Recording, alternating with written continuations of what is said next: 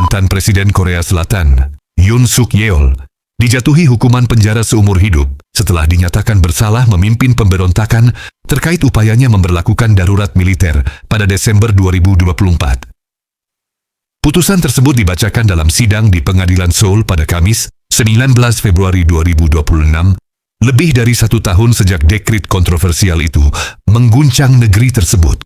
Majelis hakim menyatakan bahwa tindakan Yoon bukan sekadar keputusan politik yang keliru, melainkan sebuah langkah yang dinilai secara hukum sebagai upaya melumpuhkan lembaga legislatif dan merongrong tatanan konstitusional.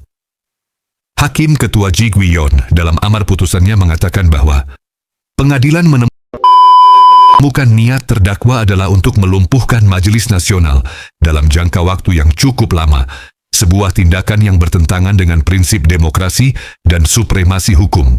Kasus ini bermula pada 3 Desember 2024 ketika Yoon mendeklarasikan darurat militer secara tiba-tiba. Pasukan militer dikerahkan ke sejumlah titik strategis, termasuk ke sekitar gedung Majelis Nasional. Sejumlah politisi disebut menjadi target penangkapan. Langkah tersebut memicu kekacauan politik, gelombang protes massal, serta kecaman dari berbagai kalangan, baik di dalam maupun luar negeri. Dekrit darurat militer itu hanya berlangsung singkat, namun dampaknya sangat luas. Keputusan tersebut memecah belah masyarakat Korea Selatan, memperdalam polarisasi politik, serta mengguncang stabilitas ekonomi dan diplomatik negara tersebut. 6 bulan kemudian, oposisi meraih kemenangan besar dalam pemilu parlemen, memperkuat tekanan terhadap Yoon hingga akhirnya ia dimakzulkan dan diproses secara hukum. Dalam persidangan, jaksa penuntut menilai Yoon menyalahgunakan kekuasaan demi kepentingan pribadi dan politik. Selain tuduhan pemberontakan, ia juga dinyatakan bersalah atas upaya menghalangi proses hukum, termasuk menghindari penangkapan, tidak menggelar rapat kabinet sebelum mendeklarasikan darurat militer, serta memalsukan dokumen resmi. Jaksa bahkan sempat menuntut hukuman mati dengan alasan tindakan Yoon dinilai merusak tatanan demokrasi dan mengirimkan pesan berbahaya bagi masa depan negara. Namun, majelis hakim memutuskan hukuman penjara seumur hidup. Sejumlah pengamat hukum menilai vonis tersebut mencerminkan pertimbangan politik dan sosial yang kompleks. Profesor Hukum Lim Ji-bong sebelumnya memprediksi bahwa hukuman seumur hidup lebih mungkin dijatuhkan dibanding hukuman mati, guna menghindari risiko Yoon dipandang sebagai martir oleh para pendukungnya. Perlu dicatat, Korea Selatan belum mengeksekusi hukuman mati sejak Desember 1997, sehingga dalam praktiknya, vonis mati kerap berubah menjadi hukuman penjara seumur hidup.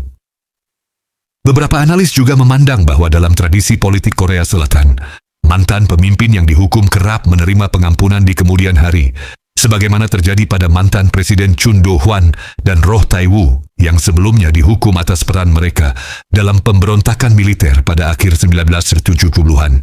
Meski demikian, banyak pihak menilai kasus Yoon memiliki dimensi yang berbeda. Jaksa berargumen bahwa upaya pemberlakuan darurat militer pada 2024 menodai martabat bangsa secara lebih serius karena terjadi dalam konteks demokrasi modern yang telah mapan. Langkah tersebut dianggap sebagai kemunduran besar bagi sistem checks and balances yang selama ini menjadi fondasi tata kelola negara.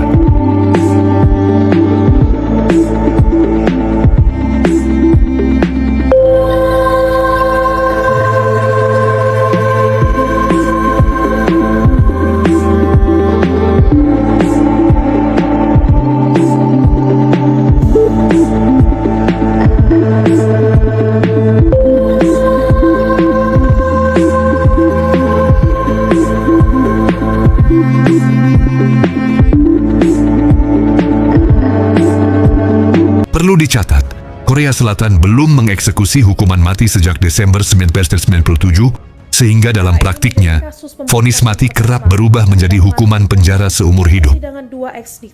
Beberapa analis juga memandang bahwa dalam tradisi politik Korea Selatan, mantan pemimpin yang dihukum kerap menerima pengampunan di kemudian hari, sebagaimana terjadi pada mantan Presiden Chun Do-hwan dan Roh Tae-woo yang sebelumnya dihukum atas peran mereka dalam pemberontakan militer pada akhir 1970-an. Meski demikian, banyak pihak menilai kasus Yoon memiliki dimensi yang berbeda. Jaksa berargumen bahwa upaya pemberlakuan darurat militer pada 2024 menodai martabat bangsa secara lebih serius karena terjadi dalam konteks demokrasi modern yang telah mapan. Langkah tersebut dianggap sebagai kemunduran besar bagi sistem checks and balances yang selama ini menjadi fondasi tata kelola negara. Meski vonis telah dijatuhkan, perjalanan hukum Yuan belum sepenuhnya berakhir. Ia masih memiliki hak untuk mengajukan banding. Selain itu, dinamika politik di masa mendatang berpotensi memengaruhi nasib akhirnya, termasuk kemungkinan pengampunan presiden, sebuah praktik yang tidak asing dalam sejarah politik negara tersebut. Vonis penjara seumur hidup terhadap Yoon Suk Yeol bukan hanya menjadi akhir dari babak kepemimpinannya, tetapi juga menjadi cermin bagi perjalanan demokrasi Korea Selatan. Kasus ini menegaskan bahwa kekuasaan, setinggi apapun, tetap berada di bawah hukum. Di saat yang sama, peristiwa ini menjadi pengingat bahwa stabilitas demokrasi menuntut komitmen kuat terhadap konstitusi dan mekanisme pengawasan yang efektif. Kedepan, publik Korea Selatan kini menanti apakah putusan ini akan menjadi titik pemulihan kepercayaan terhadap institusi negara atau justru membuka babak baru dalam dinamika politik yang masih terus bergolak. Terima kasih telah menyaksikan. Terus ikuti perkembangan berita terbaru hanya di kanal kami. Jangan lupa like, subscribe, dan tuliskan komentar Anda di kolom komentar di bawah. Upload Now News melaporkan.